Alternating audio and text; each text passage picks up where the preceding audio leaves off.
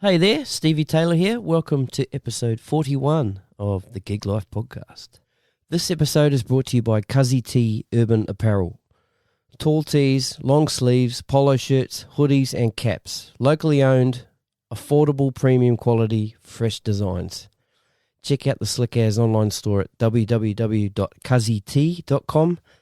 That's C-U-Z-Y for Cuzzy. And a brand new shop is now opened up out at Parkley Markets every Saturday and Sunday. So go check out Cuzzy T, where you belong.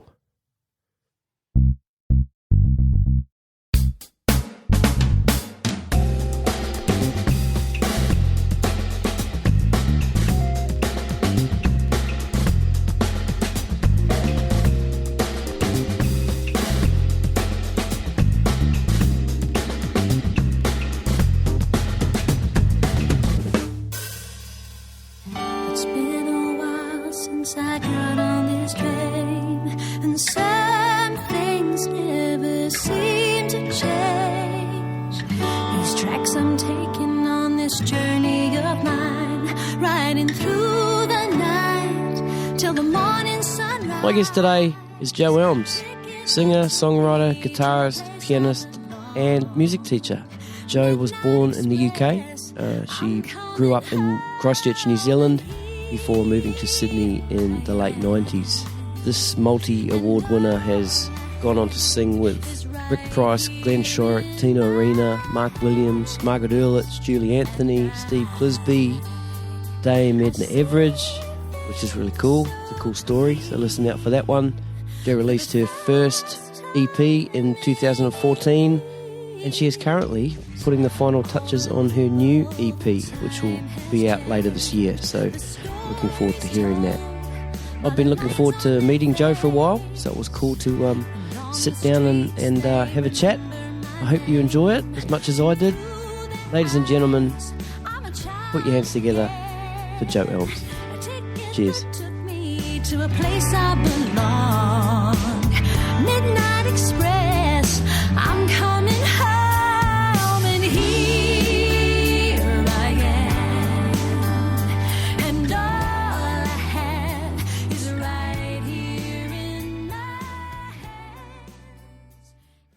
Well, I think we're rolling. Are we? Okay, you got me there? Got you yep, there. Great. Jo Elms, Woo.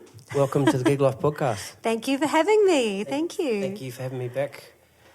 Oh, sorry, I say back to this place because I've been here before when I interviewed Victor. That's right. Victor Rounds, and he's your husband. He is. For the people that don't know. Yeah. Yeah, cool. And he's off in Fiji at the moment. He is. Yeah. Yes, enjoying the Fijian island life and the sunshine. Yeah, nice one. Well, we're stuck back in lucky here in for some, eh? Sydney. Yep. Yeah. So I noticed on your Facebook today you're recording vocals for your new EP. So you've got a new EP coming out? I have. It's been a long time since I've recorded any of my own material. I think the last time I released an EP was like 2013, I think. So, or maybe 2014. So it's been a little while. And we started off with these tracks about 6 weeks ago. We went into Hercules Studio in Surrey Hills. The band is Victor Rounds, of course. Sam McNally. You'd get in trouble if there's another bass player, eh? Yeah, I would. Sam McNally on piano and Hamish Stewart on drums. And we actually just tracked the trio live. Right. I did a guide vocal. And then we're in the process now of putting down vocals that aren't a guide vocal. Right.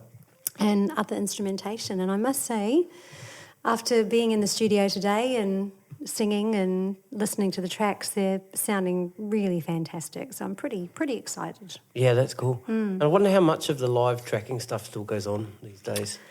Yeah, I don't know. I mean, like I said, it's been a while for me since I've recorded anything, and the only time I've ever tracked live would have been back in some days in New Zealand, which we'll get to. Yep. But then coming into this EP, it was actually the producer, Ash McLeod, who suggested, he said, look, why don't we try, if this is the kind of vibe that you want to go for, then why don't we try tracking it live? And It's just been the best thing, you know. It sounds like a band playing live together because it is. Yeah, and did you rehearse the songs much? Actually, no, we didn't rehearse at all. I mean, I sent the guys some demo tracks of the songs. We're doing a cover of a beautiful song. It's actually one of my all-time favourite songs, Wichita Lineman, that was made famous by Glenn Campbell. And song. written by Jimmy Webb. And I've always wanted to do a cover of it, so I sort of came up with an arrangement and a different take on the lyric as well, because I thought, well, how do I present this in a way? Because in the song it's, I am a lineman for the county. So I've done a bit of a spin on the lyric to bring it into, from a female's perspective. Right. Which I think was kind of cool, actually. Yeah. So, yeah, we'll see what people think. Yeah, good. I heard a snippet of that song you were singing today on your Facebook. Oh, Tell Me When? Yeah, man, sounds awesome. Thank you. Yeah. Thank you. Where's the vocal sessions being recorded? The vocal sessions are being recorded at Ash's studio in King's Cross. Yep. He's got a studio there. So, yeah, that's where we're doing the vocals. The guitars were recorded in London. We had a really great guitarist friend of ours, Johnson J, lay there. So the guitars were the only thing that was done remotely. So, yeah, everything else is being done live in the studio. So Cool. So when you recorded the guitars, were you part of the session via a Skype type thing, or he just recorded and sent them back kind of vibe? Yeah, because I mean, we know Jay and we love his work, and I mean, he's such an incredible guitarist. He's also a songwriter and an artist in his own right as well, and the work that he's been doing in London is just, you know, I mean, he's sort of been working with the best of the best. After David Bowie passed away, I think David Bowie's last work was a musical called Lazarus that he wrote before he went away. And when that went to London and premiered, Jay was the guitarist with the show. So It was pretty amazing to have that opportunity. So he just knows music, and I just knew he would know what to play, and he did. Yeah, great. So have you got an idea of a release date? It's hard to... I mean, we'll have these 3 tracks finished probably within the next month. But then I don't know when we'll get around to doing the other 2, or possibly 3, because Victor and I are off to London in June again. We're touring with My Leonard Cohen, the show that we've been with for the last few years. Right. So we toured the UK through British summer with that show last year, and we're touring again this summer, all through June actually. And then I've got a couple of other shows, like a Pizza Express gig on July the 16th in London. So, look, I'll definitely have the 3 new tracks ready, but it probably might not be till about October, November, I'd say, because we're in London for 2.5 months, so we go beginning of June and don't get back till like mid-August. Right. So it's a big chunk in the middle of the year gone, So still pretty cool stuff to be doing in that chunk. Hey. Very, very, very cool stuff. Yep. And, I'm so fortunate. I mean, I was born in England. So I've been coming and going to London and coming back to this side of the world to work for quite a few years now. So, and it's also going to be interesting to see if Brexit does go ahead. Yeah, what's going on there? I don't know. Oh, man. So they need Jacinda Ardern to go over there and just... Oh, look, it's, I don't know. We better not talk politics. Yeah, no. We'll be here. I was kind of thinking that on the way in too. Yeah. But I don't really talk politics. Yeah, look, I mean, the great thing about London is that no matter what has happened in the past, I mean, London has a great music and artistic scene. It always has. So, I don't think there's much that's going to change about that line of work. The only thing that it possibly may affect, and nobody knows yet if it will or won't, but if Brexit does go ahead, it could affect how British touring musicians work in Europe.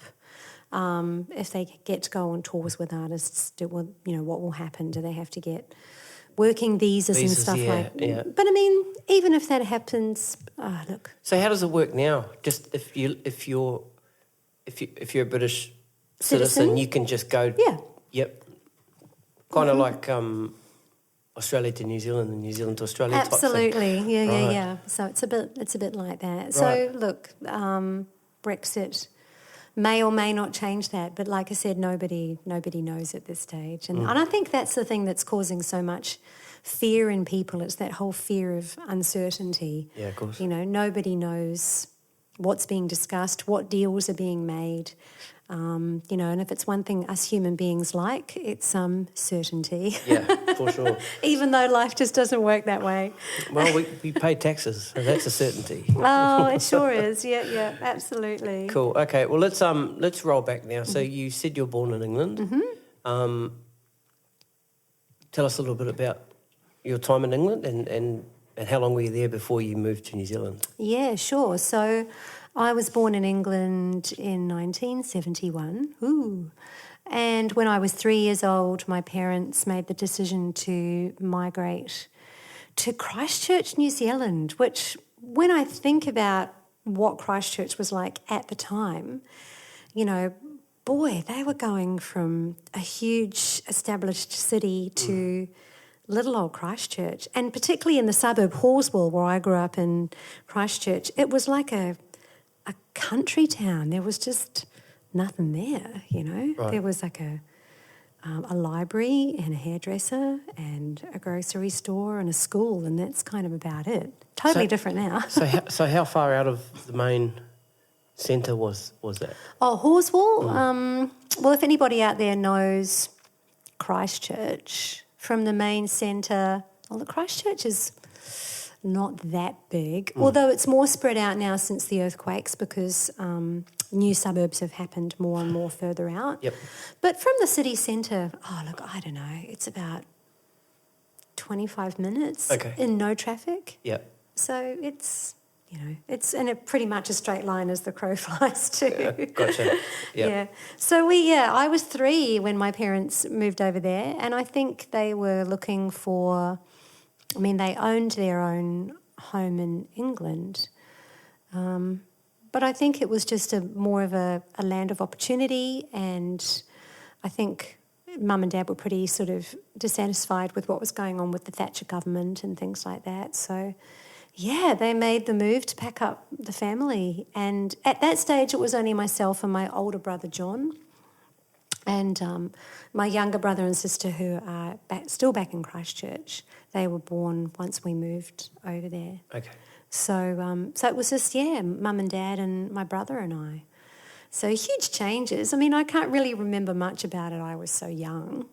And, you know, and I can't, you know, sometimes it's really weird because you think, wow, I wonder what my life would have been like and what I'd be doing with my music had I grown up in England. But then in hindsight, now I'm older, I'm so glad that my mum and dad did that because I have so many opportunities. I have dual citizenship. Yep. You know, because I'm a New Zealand citizen, as you say, you know, we can live and work in Australia. Mm-hmm. So really, it actually gave me the best of both worlds, and I'm really grateful for that. Right. So was Mum and Dad musicians? No. Okay. Well, funnily enough, I mean, all my brothers and sisters are musicians. My brother John's a great singer.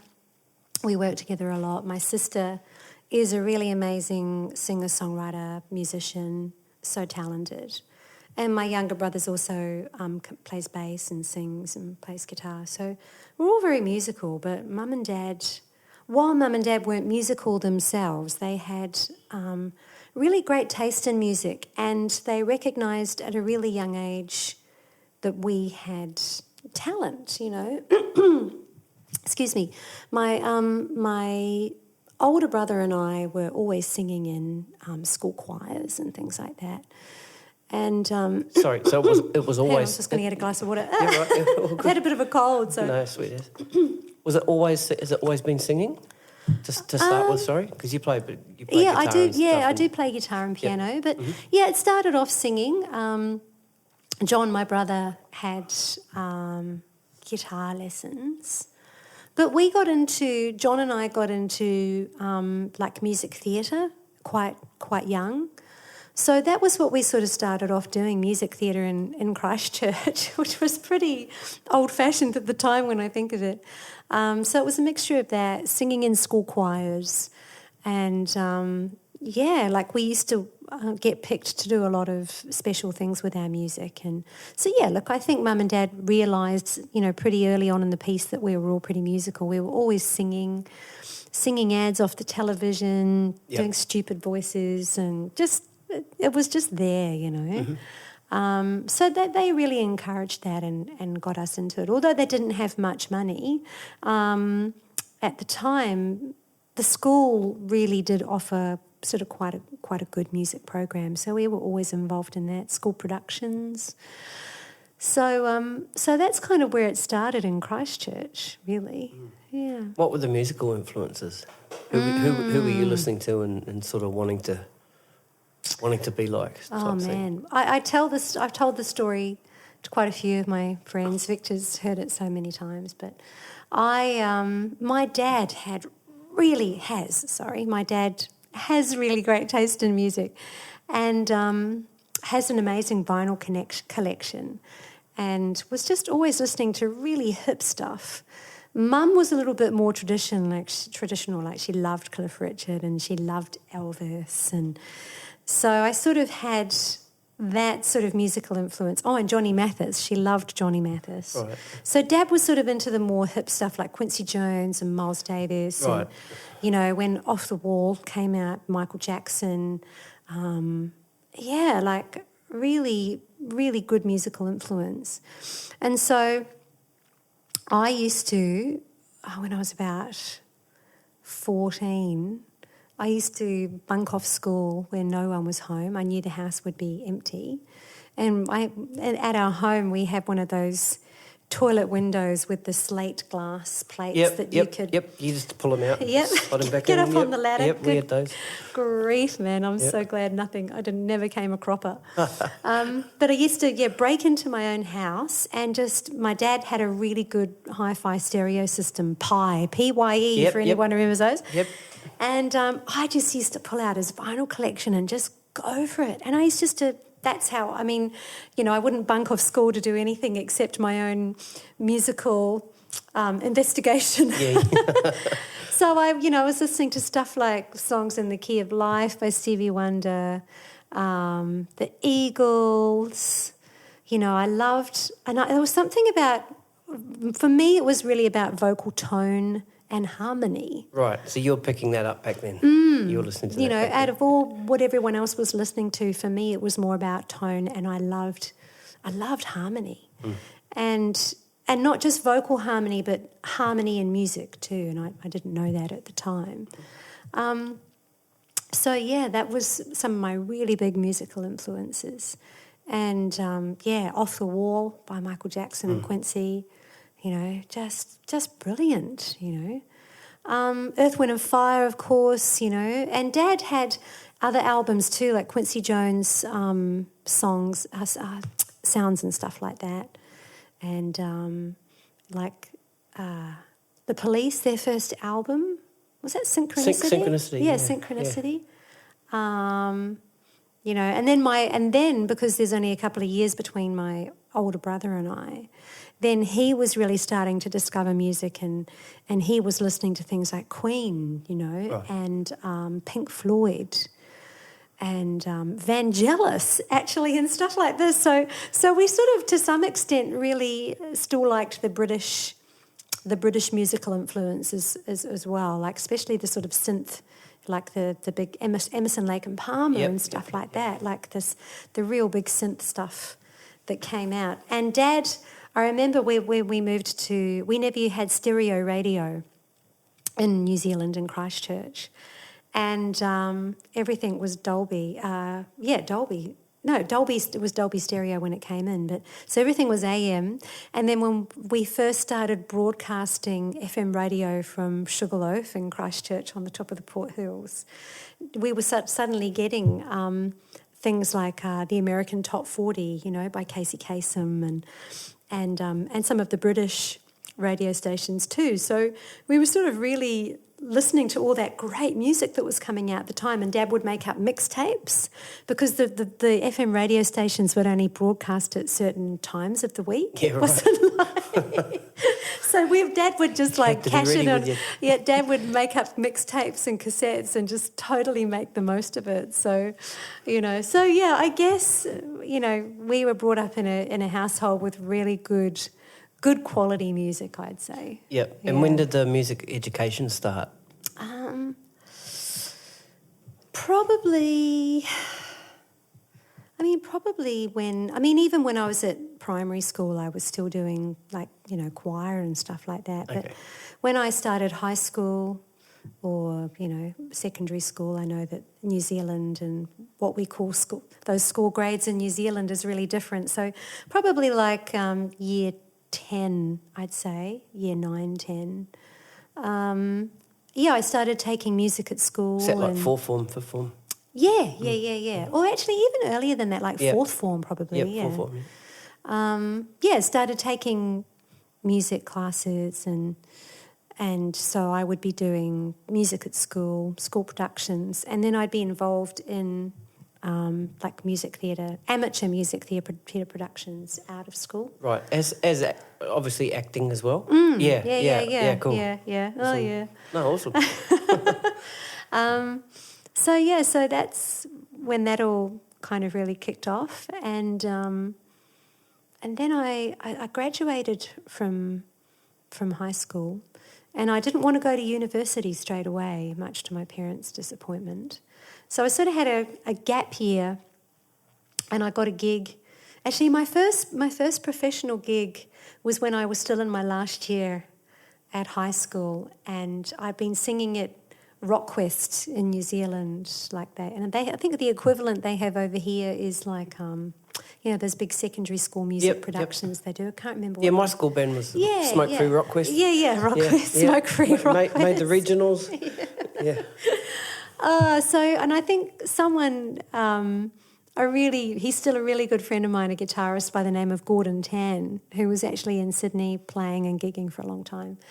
But his brother saw me sing in this Rockquest competition, and Gordon had a residency at a hotel and when I say a hotel, not like a pub hotel, it was actually a proper hotel in Christchurch. And believe it or not, the name of the hotel was the Elms Hotel. Cool. So he called me up and I started doing duo gigs with him there. So that was like my first professional gig, and all of a sudden I was getting like $100 a gig, and I was thinking, wow, this is pretty cool, like I work up at the corner dairy and make $20, and all of a sudden I'm getting $100. It's not even hard work, and I'm singing songs I really love, and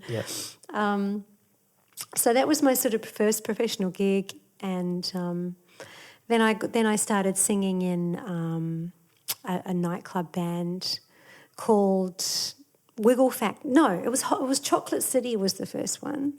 So it was a band called Chocolate City, and we were doing all stuff like Belle Biv DeVoe and Bobby Brown and cool. Just Be Good to Me and all that kind of stuff, like neo soul sort of stuff. We had and MC Hammer had all the dance moves and the funny pants and everything, and then I sort of had enough of that, and then I got approached by a lovely gentleman called Neil Picard, and he started, and it's still going strong, he started, I guess Christchurch is equivalent to like the Con or something like that. It was the jazz school in Christchurch. And it's got a different name now, it's still going, but at that time it was like the Polytechnic School of Jazz. And I'd been working with his son in a nightclub band, and so he was like, I think you should come and do this course. And that was really funny because there's a really well-known Australian bass player called Brett Hurst who now tours a lot with Emma Pask and people like that, but it was myself and Brett Hurst were two of the first students to ever enroll in this jazz school. So I've known Brett for a really long time. And so then I started getting exposed to jazz, and I really loved it. And I thought, I don't know if I want to go back to singing all that nightclub stuff. So I really got heavily into, that's my cat in there.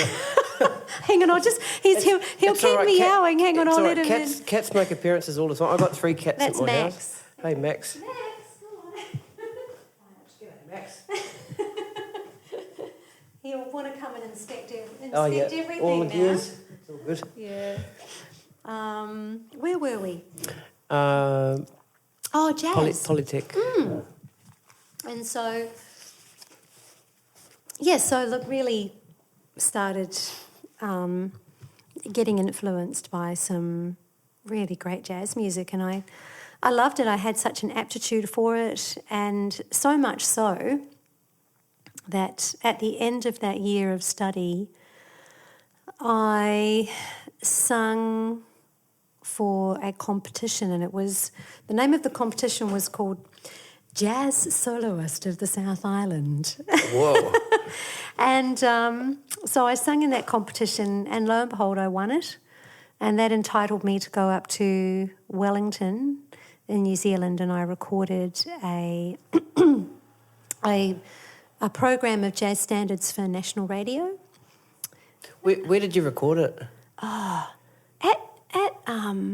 At national radio, at the radio I think. studios. Yeah. I've been there. I've recorded there. It's awesome. And a guy called Dick I think, produced it, and he was, funnily enough, because I hadn't seen his name for years, and he popped up on Facebook the other day. Yeah. But I mean, I had such wonderful teachers. I mean, Kerry Buchanan, the drummer, his father, Stu Buchanan, who sadly passed away a few years ago, was a really big influence on me. He really saw that I had something, and as well as studying jazz at the jazz school during the day, he had me out doing gigs at night. So where was he? He was in Wellington? He was in Christchurch. Oh, Christchurch, okay, right. Okay. So I was doing gigs with the tutors. So I was a student out gigging at night with the tutors and doing gigs and stuff, and really kind of cutting my teeth there with that. So I had some really good cutting my teeth learning, I guess, you know. And then I won the competition and went up to Wellington, and I was in Wellington for a couple of years. I didn't enjoy my time in Wellington so much. I think I kind of didn't really end up doing anything different than what I was doing in Christchire. Is that why you didn't like Wellington, or was there another I reason? loved Wellington, but I think but musically, musically, I mean, Wellington's a great city, but musically, it didn't. It kind of, I was only there for a couple of years, and I was in a covers band for a while with one of the guys who's now in Fat Freddy's Drop, actually, the keyboard player. So it's funny where everyone ends up over the years, you know. And then after a couple of years, ended up going up to Auckland, and a lot more things just really sort of started happening in Auckland. I auditioned for the Australian production of the Blues Brothers Live on Stage and got that, and so sort of went straight into doing, a theatre show and doing sessions and working in bands and keeping some pretty good company musically, So I was there for about 5 years. And it was after talking to, I'd been doing some work with Mark Williams. I'd been doing some I'd been doing some gigs and some backing vocals with Mark, and he was just kind of like, you really, if you want to go further with your music, I think you really need to get out of New Zealand. So Mark Williams' solo career was kicking on then, was it? Yeah, I mean, he'd had huge success. Is it Show No Mercy type era? He'd had huge success with that, and I mean, they love him in New Zealand. He's a national treasure. Yep. And so I sort of made the plunge to move to Sydney, and spent some time in Sydney and Melbourne before deciding. And the reason I think why I picked Sydney at the time, I just knew more people, and it seemed to be, because of that, a little bit easier to sort of get my foot in the door to a few things, Still wasn't easy. I mean, I was still doing waitressing and working for hospitality agencies and all the rest of that fun stuff, you know. Right. But you had a single in New Zealand. Oh, yeah, that's right, Yeah. I did. And it's funny, that just seems like I did have a single in New Zealand. So, yeah, it was a top 10 single in New Zealand. It was called Closest Thing to Heaven, and it was written for a national family violence campaign. So it was a good song, actually, and had a really good message. And that was released through Warner Brothers. Was it written for the campaign? Yes. Okay, yep, specifically for that. It was written for the campaign. Yep. And, look, there was a video released with it and everything. So, but it's funny, isn't it, you know, like, and I think record companies sort of always want to, you know, if they can't sort of work out where they should put you. And I think that was sort of what was happening to me. It was kind of like, okay, well, where, you know, what category do you fit into and what do we do with you kind of thing. So, and so when I came over to Sydney, you know, based on the success of the single, I had some meetings with execs and stuff, but, you know, it kind of really didn't go anywhere. Yeah. Which is fine, you know. So, yeah. So I just stayed doing what I do. But, I mean, I've probably skimmed over a lot of stuff because, I'm 47 going on 48 now, and, you know, it's been a pretty wild ride, and I've done lots of really amazing things and worked with some really incredible people, and that's just the Australia and the New Zealand component of things, let alone London, you know. So yeah. Yep. Well, let's get into the Sydney stuff then. So, what was the first musical thing you did once you sort of touched down in Sydney? Do you remember? Ah, boy. I think I was just Did you have something to come to? Did you know where you were going to be playing or a band or anything? Or? No, nothing like that. It was just make the move, you know. I moved over here with my partner at the time, who was also a musician. So, you know, luckily because of that, we did a lot of duo work together. So we were pretty much a sort of self-sufficient unit. So we did some duo stuff together. So I guess I was out there working and doing some session work.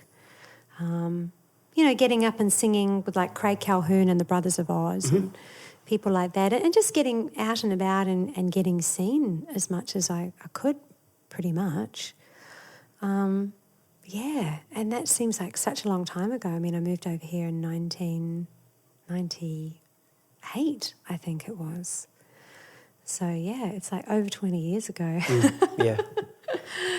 Boy, got into doing some cruise ship work too, you know, that was good to meet people. And like I said, it's funny how you flash back and you see where musicians or other singers that you worked with back in those days, where they are now and what they're doing. So I remember Scotty Applin was doing a duo. Scotty Applin's been the musical director on The Voice now for, I don't know, quite a few years. And I remember when we moved over here, he was here doing duo gigs that we were doing, you know. Right. So, yeah. Right. So it's funny where people, you know, where their careers take them. Yeah. If you don't give up and work hard. Yeah. Hang on, I'll just kick the cat out. Hey, come on. Still jazz at this stage? Oh, no, sort of doing a little bit of everything, really. Yep. You know, I was... What was the jazz scene like in Sydney? Well, I did go back to university here in Sydney. I was doing a arts degree, majoring in music. So I was doing units between the Con and Sydney Uni up in Camperdown. So that was good. But I mean, I don't know if I was doing strictly jazz. I think I've always kind of kept my love for good contemporary music. And I mean, music's music. I don't think, you know, it has boundaries. I mean, and I remember going back and doing, you know, the New Zealand International Jazz Festival in Christchurch, and the material I was doing was not just strictly jazz. You know, I was doing some reworkings of contemporary pieces as well, like Norah Jones, some Stevie Wonder, Phoebe Snow, Paul McCartney. So not just doing strictly jazz. And we also went and did the Norfolk Island Jazz Festival, the Java Jazz Festival as well in Indonesia, Manly Jazz Festival, Darling Harbour Jazz Festival. So, I was doing a lot of jazz festivals, but I would say the music I was doing was not strictly jazz. Yeah. And that's the interesting thing. Like, you'll go to the Manly Jazz Festival and you'll see, like, fusion or funk bands playing. Gang of Brothers. And, yeah, exactly. And, Latino as well. So, I don't know, jazz has such a broad reach of things because, you would look at an artist like Stevie Wonder and you would say, well, yeah, technically the way he writes, he writes like a beautiful musician. I wouldn't say he's definitely got some jazz influence in there, whatever that means. I don't know, you know. Yeah. So not doing strictly jazz, but more a real selection of music, yeah. So I guess, reflecting back, I was doing a lot of jazz gigs and a lot of jazz festivals. And that was great, but sadly we've lost so many venues in Sydney. We lost the Darling Harbour Jazz Festival, which was fantastic. We've lost the Basement. We lost Notes in Newtown.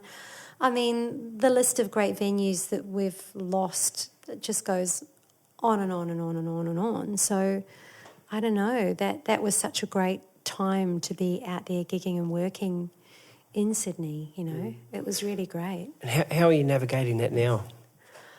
With those venues not there? Well, you got to make it work for yourself. Yeah, and luckily for me, I'm doing a lot of shows. The funny thing is, the one thing that sort of is keeping music going in New South Wales are the clubs, because they have great auditoriums, they have more often than not great production, and if it wasn't for the clubs, I don't know where these people would be playing and putting on shows and doing what they're doing. People like Doug Parkinson and, the list goes on and on and on.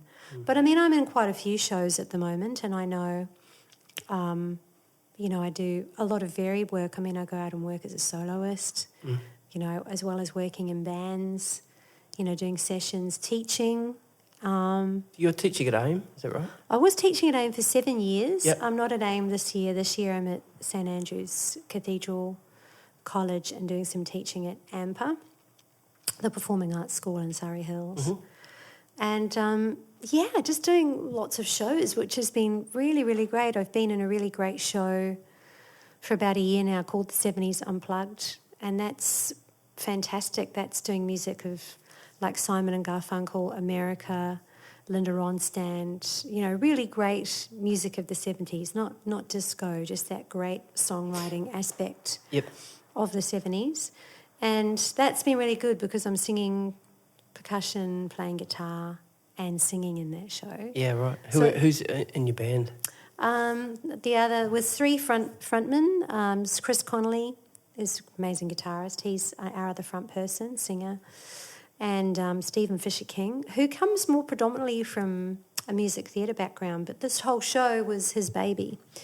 And he's really been able to just latch onto something with a formula that just really works, and we're so busy with it.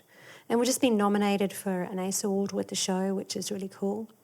So, look, you know what it's like in our industry. You've just got to keep changing and evolving and learning, and technology has meant things have changed so much, how we do things, how we reach people.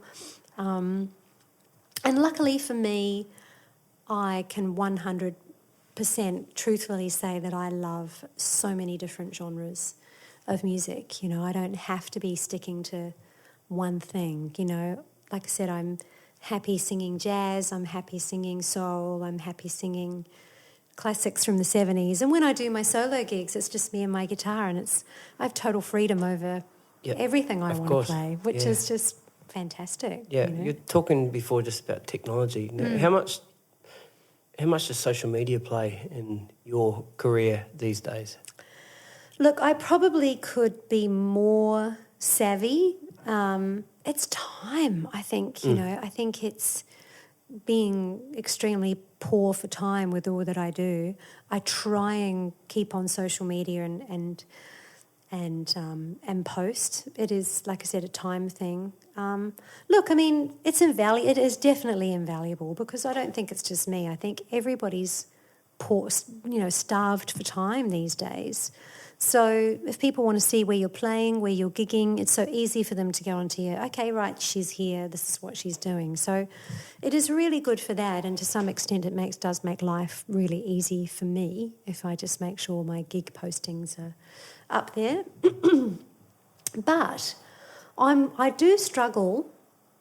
I'm one of these people, I really struggle with posting all the time. Like and it's not something that comes easy for me. And you know what, I reckon it's a little bit of that New Zealand thing. You know, growing up in New Zealand, it was almost like, they would say, don't be so full of yourself, or it was a bit of the tall poppy syndrome, or, it was like if you went on about yourself too much or talked about too much about what you're doing, it was like a stink, Yeah, exactly. So, and I think in some ways that was really good, because it does teach you humility, and it does teach you to be incredibly humble, because, there was some great talent growing up in New Zealand as well. So it sort of did teach you to not be too full of yourself. And so that's a little bit of my programming that I really struggle with when it comes to making sure I keep myself on social media. It's this thing in my mind. It's like, people will just think you're big noting. And it's like, well, no, actually, people do want to know. So yeah. It's always this little bit of war going on upstairs. So, but yeah, look, I mean, social media has changed. I mean, print, these days you don't put ads in papers. I mean, local papers, if we've got shows and gigs coming up, there's still some really good local papers like the Inner West Courier, Manly Daily and things like that. But the publications are small now, That's it. They used to be so big, and, that's where, if you could get a story in one of those papers, your show would be, in a local paper. It's more or less guaranteed your show would be packed. Yeah, right. It was really exciting. And that doesn't happen anymore? Well, it's still good to get a mention in the local paper, I think. But I don't know. I don't know if the interest is still the same when people can access those publications online, So, loud car. Okay. I've had to leave the door open so the cat can come and go. It won't sit out there and meow. It's social media has been this whole new frontier that we've all had to get comfortable with extremely fast. Yeah. Now you've backed some pretty big Australian artists like Rick Price and Glenn Shorrock, Tina Arena, and you spoke of Mark Williams, Margaret Ehrlich. Were they tours, or were they just shows where they've come to town and you've got the call to come in and sing for them? Or I think Tina Arena was when her album Don't Ask was just released, and she was coming to New Zealand to do like a one-off industry showcase at the Aotea Centre in Auckland. So I worked with Tina. She was great. She was really, really lovely, just so down to earth. So did backing vocals for her. And it was really interesting. I bumped into her at a gathering about a year ago, actually, and I looked at her and I said, "Do you remember me?" Oh my goodness, it was so funny. It was we had a bit of a chat. what did she say? Oh yeah, of course. She sort of looked at me and I went, New Zealand. I said, I don't know, it's got to be like over 20 years ago. And then she did remember. Oh, great. Yeah. Awesome. Yeah. So, so that was really nice. Mark was always back in New Zealand, although I did work a bit with Mark before he joined Dragon, doing some gigs with Brothers of Oz and things like that. So Mark sang with Brothers of Oz? I didn't know that. Yeah, he did some gigs with Craig, Yep. Brothers of Oz. And then people like Rick Price and Glenn Shorrock. I used to do the Twilight series concerts over at Taronga quite a lot. Did a load of those actually with Barry Leaf and, you know, like a massive super band that they had together, which was fantastic. And who was that? That was Victor, of course, Barry, Rex Go, Paul Burton on guitars, Kimmy Tupaya, Gary Steele on keys, like just fantastic band. Myself and Kim Hart were doing BVs. So that was working a lot for those shows. So I probably did those shows like 3 years in a row. And then I did another one that CC Entertainment put on, Joseph Calderazzo. So they were fantastic. Great shows, great atmosphere. You know, I haven't done one for a while, but yeah, really, really good vibe. Cool. And how did you get involved into teaching? I'd been living in England, so I came back from England in 2012, which will, fast forwarded a bit there. But we'll go back to that in a minute. But I came back from London, and I was only supposed to be back in Sydney for a short time. I was only coming back for like a month's holiday, and then going back to London via New York, actually, because I had a gig booked in New York, and everything was sort of kind of all going great in London. And then while I was back here, my mum at the time got diagnosed with cancer, breast cancer. She's all good now. That's good. But at the time, it was kind of like, I didn't want to go, you know. You don't know what's going to happen with these things, and I just felt like I should stick around and be close, and so I made that decision to do that. And Mum was in Sydney at the time because she'd come over here to see another surgeon to get a second opinion, and I just made the decision that, it's better to be closer to Mum. So I was looking for work. Because, you know, in Sydney, everything gets booked so far in advance with gigs and shows. And because my life was to go back to England, I really didn't have anything lined up here. Right. And I was on a gig with a great drummer called Dave Plenty. And I was called into depth for someone. And I was just talking to Dave and telling him the predicament that I was in. And he was teaching at AIM at the time. And he said, he said, they're actually looking for another vocal teacher at AIM. Are you interested? And I said, hell yeah. So I kind of got into it by mistake, really. It wasn't something that I planned. And then I ended up being there for 7 years, you know. Because also while I was back in Sydney at that time, my relationship with Victor had started as well. So, you know, life sort of started taking on a bit of another direction in Sydney yet again. So I made the call to not go back to London. But I've managed to find a really good compromise because I sort of go back to London once a year anyway and spend a few months over there and work and, you know.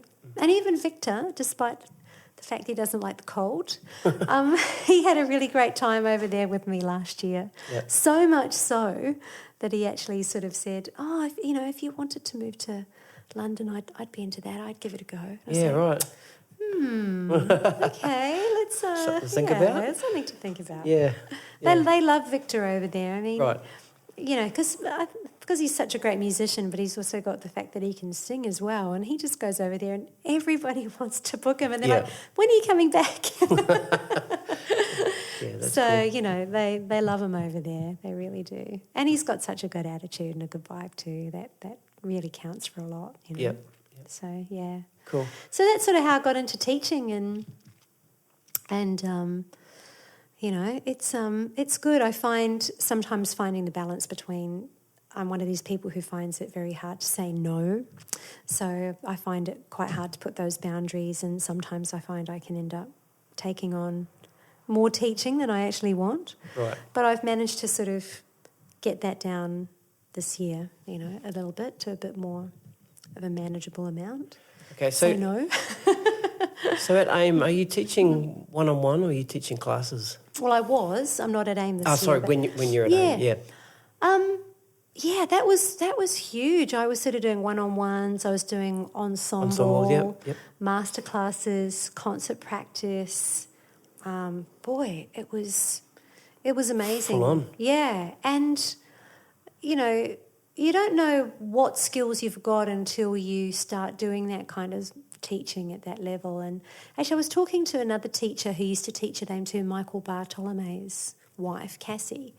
We were having a conversation on the phone last week and we were both saying, wow, you know, that time that we spent at AIM really taught us a lot as teachers, you know, because we had to be across so much that we were really learning as well. We had that's to. it. That's a big thing with teaching. I found that too when I was teaching drums. And it was a similar sort of thing. I got presented to me and I'm like, well, I've never taught before. And it's like, oh man, if I'm going to teach these kids, I need to know what I'm doing. Yeah, So for sure. You've got to go away, reteach yourself, make sure you know it properly and on a level that you probably hadn't learnt it before, you know. Yeah, it's a good thing. Well, I think we were talking that at the beginning of the interview. It's that whole thing of you want to be authentic. I don't want to be pretending to teach what I can't do or what I don't know. And there's a lot of that goes on. I only want to really teach what it is I can do and what I really know. Yep. You know, be authentic. Yep. I mean, before I taught at AIM, I didn't know solfege, so I had to get solfege down pretty quick. You know, so I would be going, you know, getting home from teaching, getting on my piano, going to bed, I don't know, like 1 a.m, getting it up at 6, going through it all again before being ready for a 9 o'clock start. Yeah. You know, going really hard. Yeah, that's putting a lot of pressure on yourself. You know, but it's been good, and now, you know, I'm teaching in a few different places across Sydney, you know, because AIM's changed a lot with their criteria and things, so and everything changes. Cool. Yeah. We did skip forward a little bit. You went, after being in Sydney for a while, you went over to London. So tell us a little bit about that time over there and what you went for. Yeah, well, I graduated from uni here in Sydney in 2009, I think. And then I just felt like I was stuck in a bit of a, what are those mouse wheels? You know, that you see them in cages. Yeah, they are, little mouse wheels. It's a mouse wheel. They get on them, run around. I felt like I was on one of those. Like, all right, that's going to be the profile picture of this. The mouse. The mouse. I felt like I was on that endless wheel, just going round and round and round and round. And I had a lot of work on, but at the same time, I kind of felt like I got to a point where I really wasn't going anywhere. You know, I thought, look, I can be doing what I'm doing for the rest of my life, but I want more, and I want to experience more. I don't want to get stuck just doing this, you know. And so I thought, right, so 2010 I went to England via China. I'd been doing some work with Sam McNally in China, actually. I'd done a few contracts with Sam in China. And Austrade. What were those contracts for? Just singing. In hotels. Yeah, hotels, clubs. That kind of thing, Yep, and just the two of us, duo mode, guitar, vocal and piano. It was great. We had really great time together. And then there was this organisation called Austrade. I don't know if they're still going, actually. They were a faculty of the government, and it was dealing with relationships between Asia and Australia, and they would do these like trade fairs, you know. So you didn't do it. I don't think there was any financial gain in it, but you could submit to go and be part of these trade fairs and perform, and it was really good because you did meet a lot of people and get seen by a lot of people. So we agreed that we would do that with another really lovely singer friend of ours from New Zealand called Susie Lynch. She was Cat Stevens' backing vocalist and vocal group leader for years, along with Joy Yates, actually, in London. So So for Sam, Susie and I decided that we'd go and be part of this Austrade thing. So I was away for about 4 months, actually, because we went and did the Austrade trade fair, and then I went to the UK. Spent a lot of time there and just travelled around France and Italy and then back to UK and then back home. And I was doing some gigs in London and everything, and I just thought, right, it's time to go back over and set up shop a little bit more permanently, which I did.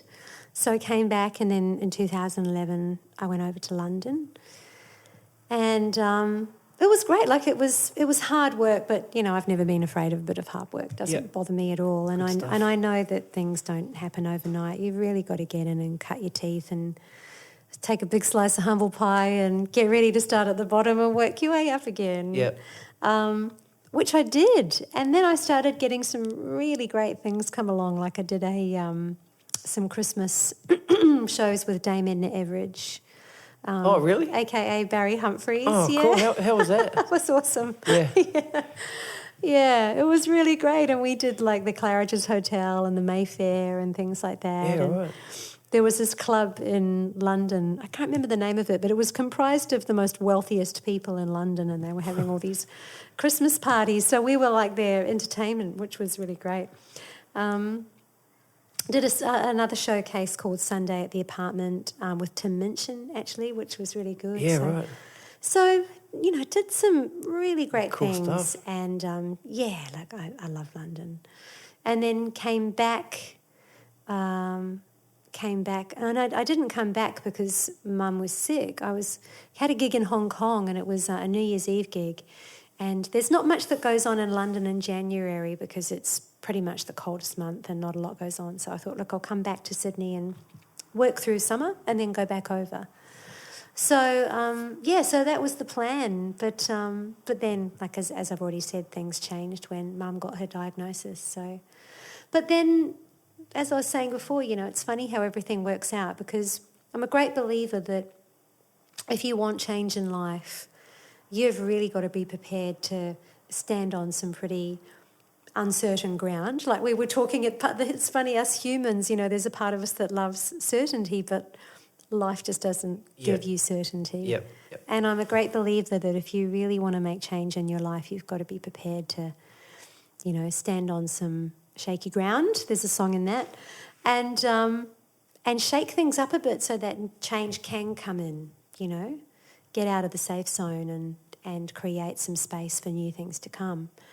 And then that's sort of what happened, because when I did come back to Sydney after that time away, things were really different. Like I was all of a sudden doing different things and things that I wanted to do, and I didn't feel I was so stuck. Was your mindset different? Did you know at the time you were seeking that change? Yeah, my mindset at the time was really confused because, of course, when a family member gets of course. A diagnosis like that, your mindset's really traumatised. And then you sort of thought, wow, well, I've given up my life in Sydney to go live in London. Everything I still possess is in a storage unit. So I have no home. I've got no work lined up. And then things just fell into place and, worked out, with me looking for things to change. Of course. It doesn't just drop out of the sky. No. And like I said, now it's great that I have Victor in my life, and when we do work together and travel together as a unit, that's really amazing too. It's amazing to have that connection and have a person that you not only share your life with, but then you can travel and take on those musical opportunities together. And I think the great thing about Victor and I is that we are fiercely independent. I mean, we have our own careers and we have our own established lives. So it's nice when we come together to collaborate. Yeah. And then it's nice that we go and do our own thing. Yeah. And I think that's a really healthy, for sure. healthy way to be. So how much are you playing in bands together or shows? Victor sometimes plays in the 70s Unplugged show. Yep. And then we do the My Leonard Cohen show together. which is really quite something unique and quite special that I don't think either of us have ever done a show quite like it, and we often say that to each other. It's quite unique. So, yeah, we do Leonard Cohen recording together as well. Like when I do my originals, I always want Victor to play. And that's not just because, he's my husband, but, Well, he's one of the best in the business. Well, and there's players, and then there's people who interpret song. Yeah, I know. And it's having those people who can interpret your song and not just go, I'll play it and not hear anything else and just play my part and that's it. Gotcha. And I always liken it to people like Mick Fleetwood. If you look at Mick Fleetwood from Fleetwood Mac, Yep. He didn't play any of that stuff like a drummer. No, not at all. He played the song. Yeah, he plays the song and he accents the vocal. Yeah, it's just, yes, all of that stuff. And I think, Victor does that because he loves, he loves, both Victor and I have such an eclectic love and taste for music. It's something that we really do have in common. And I think that's quite evident when, you go to record or ask him to play on something because he just... even in the studio today when I was laying down my vocals, there was a few things I hadn't heard before listening back to the track, right, and it's like, oh, wow, far out, Yeah, cool. That's just great. And that was happening from all aspects too, like Sam as well as Hamish Stewart. Come on, Yeah, I've never met Hamish. He's on the radar. I'd love to sit with him. Oh, man, you'd have a great chat with Hamish. Oh, cool. Cool. You'd have a really great chat with Hamish. And he's a wonderful interpreter of song. And that's the other thing about Hamish. He's another drummer that, he does a lot of jazz gigs and a lot of jazz work, but his scope of ability of what he plays is so far beyond just jazz, He's a musician, and I guess it comes back to what we were talking about before with, the music that I've sung and performed in my time. It's nowhere near strictly jazz. Yep, cool. Yep, gotcha. So yeah. So that's probably the extent of Victor and I working together. I think. Oh, look, actually, no, we've got a duo gig coming up in a couple of weeks at Balmain. So that's always nice to do a little bit of that together as well. Yeah, great. Just enough. Awesome. Yeah, just enough. But like you said, you're able to keep it separate as well, which is awesome. Yeah, and healthy. I think that's really good. Yeah. Now your first EP was 2014, is that right? Yeah. The Right Time. Right. Yeah. Want to talk a bit about that? Yep, it's been a long time between releases. So yeah, time for another one. Mm-hmm. Although I haven't stopped writing. I co-wrote a song with Ash, who's producing these tracks, Ash McLeod, and that was on Shannon Knowles' last album. Oh, right. Yeah, that was released a couple of years ago. Mountains to Climb was the song. Mm-hmm. So, yes, we had that on Shannon's album. So that was pretty cool. Now, was that written for Shannon? Well, actually, how does that funnily work? enough, Ash and I wrote it at the time. We wanted to write an anthem for an Australian Idol winner. We thought, okay, whoever wins Australian Idol, those, what these songs are like. Yeah, you gotta live. Yeah, absolutely. Exactly. Yeah. Mountains to Climb. So that's the song. So we wrote Mountains to Climb and made sure it was really anthemic, and had the demo vocal done with a female and male, depending on who won it. Spencer Jones did the guide male vocal, right, and then I did the female. And then it was one of these songs that floated around, and it nearly got picked up so many times. It came close, but no chaser, And then I don't even know how Shannon got to hear it. I think it might have been, maybe Ash played it to him. They might have been working together on the studio on something else. And then Shannon really liked it. So he picked that up and put it on his album. So great. I got a $45 royalty the other day. Oh, nice. Could buy us some dinner with that. Oh, it's something. Yeah.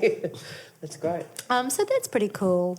And I guess I'm always writing, but then it's making the time to record and setting that time aside. And I just thought, this year it's got to happen. You know, I've been saying it for so long, and it's just time. So, yeah, it feels really good. Do you have your own sort of recording rig at home?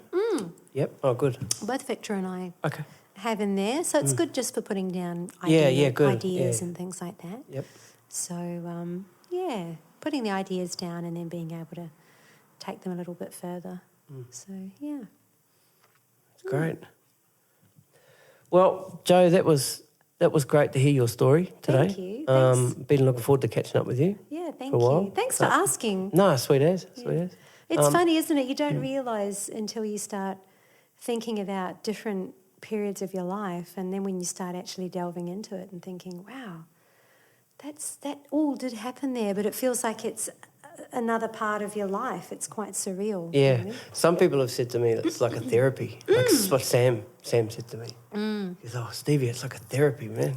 You know, it's a great, fantastic. Yeah, well, Sam's had a really colourful story too. Yeah, you yeah, know? indeed. And, you know, and I guess that's one beautiful thing about being involved in the industry that we are, because, you know, we really live life. Sometimes it's incredibly tough and we think, what the hell are we doing? Yeah, yeah.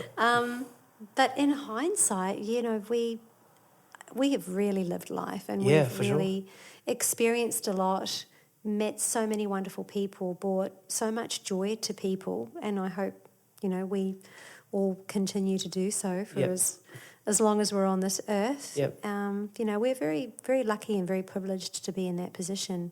Like I said, you know, it's not easy, and it's not just about talent. You know, I wish I could get through to the younger generation that I'm teaching now that, you know, in some ways launching their musical career is probably easier thanks to technology, but in other ways it's probably more difficult because there's so much out of it. there. Yep, that's right. So how do you make yourself stand out or be different, you know, against the sea of stuff that's out there, you know? Yeah. And there's nobody to develop you either. Like, you know, back in the day there was artist development. You know, it took some artists 3 or 4 albums before they hit that one. Absolutely. But you know, they were developed and yeah. Yeah. Well, you know, these days, you know, I'll teach kids that are petrified to get up in front of a class and sing a song. Right. And yet they'll be YouTube stars and have... Right. And yet, well, it's like, okay, well, that's all very well and good, but are you just going to spend your rest of your life performing in your bedroom? It's not sustainable, is it? You know, you've got to get out there in front of an audience and do things your way and have a good business sense and work hard and practice and have that ethic. That's how anybody gets ahead in life, whether you're a musician or not. Yep. There's actually, Sam and I, going back quite a few years ago now, we're working with an artist called William Crichton. You should check him out. He's just finally really, I wouldn't say hitting the big time, but he's really starting to smash some goals and get some international notoriety and just been picked up in the UK. But I mean, you know, he's a young artist that started off and could have gone in many different directions. I think various people wanted to sign him and make him into, you know, another John Mayer but as Sam was saying to me the other day when we saw Clint, we used to call him William, his recent success on Facebook with what's just happened, and we were like, wow, this is just amazing. And Sam said, yep, he's done it all his way. Right. You know, and there's a lot to be said for that, Yep. you know, really sticking to your guns and making sure that you do things your way, because no one else is ever really going to see your vision or hear your vision the way that you do. So you've sort of got to be really true to yourself as well. Yeah. Awesome. That was a great way to finish it up. Oh, thank you. Awesome, Jo. Thanks so much. And look forward to hearing your EP and your songs later this year. Yep. And all the best for the rest of the year. Thank you so much, and it's been a real pleasure. Sweet as. Cheers, Jo. Thank you. All right, catch ya.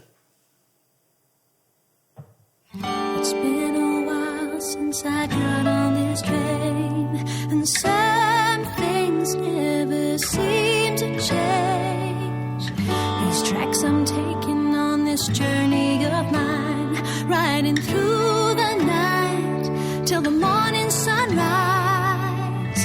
Ticket that took me to a place I belong. Midnight Express, I'm coming home, and here I am. And all I have is right here in my hands. And I see things so clear for the first time in years. All the people, the time has changed. The stories told by the lines on their face. And on the streets they remember my name. And through their eyes I'm a child again. A ticket that took me to a place I belong. Midnight Express, I'm coming home, and here I am. And all I have is right here in my hands. And I see things so clear for the first time in years. All the things in life that I've taken for granted have always been here, right in front of my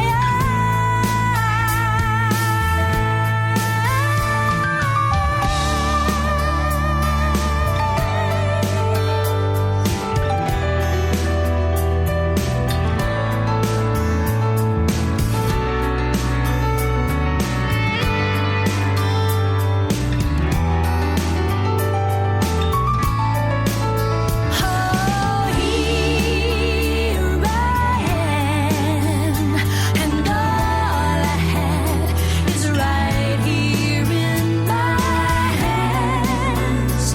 And I see things so clear for the first time in years. Here I am.